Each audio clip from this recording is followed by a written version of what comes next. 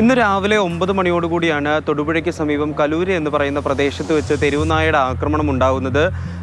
ഒരു 6-7ഓളം പേർ കൂടി നിന്നിരുന്ന ഒരു കടയിലേക്ക് തെരുവുനായ ആക്രമിച്ച് കയറുകയും അതിലെ ഒരാളെ കടിച്ച് പരിക്കേൽപ്പിക്കുകയുമായിരുന്നു. അതിനുശേഷം അവിടെ നിന്ന് ഓടി മാറിയ തെരുവുനായ ഒരു ഓട്ടോ ഡ്രൈവറെ കടിച്ചു. അതിനുശേഷം തൊട്ടടുത്ത് ജോലി ചെയ്തുകൊണ്ടിരുന്ന ഒരു സ്ത്രീയെയും കടിച്ചതിന് ശേഷമാണ് തെരുവുനായ ഓടി മാറിയത്.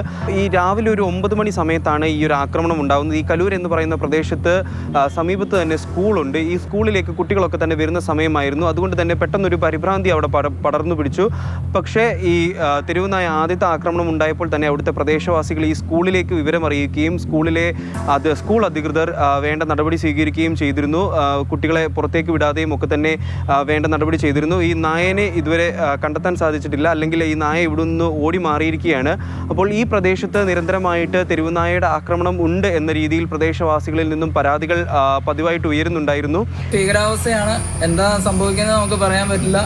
അധികാരികളുടെ ഭാഗത്തുനിന്ന് ഇതിനെതിരെ നടപടി ഉണ്ടാവണമെന്ന് ഞങ്ങൾ ആവശ്യപ്പെടുകയാണ്. ഈ പ്രദേശവാസികൾ ഇപ്പോഴും നമ്മളോട് പറയുന്ന ഒരു കാര്യമെന്ന് പറയുന്നത് ഈ പ്രദേശത്ത് ഒന്നടങ്കം തെരുവുനായയുടെ ആക്രമണം അല്ലെങ്കിൽ തെരുവുനായയുടെ ശല്യം പലപ്പോഴായിട്ടുണ്ട്. അതുപോലെ തന്നെ ഈ കൃത്യമായ ഒരു ഇടപെടൽ അധികൃതരുടെ ഭാഗത്തു നിന്ന് ഉണ്ടാവുന്നില്ല എന്നുള്ളൊരു കാര്യവും ഈ പ്രദേശവാസികളുടെ ഭാഗത്തു നിന്ന് നമുക്ക് അറിയാൻ സാധിക്കുന്നുണ്ട്.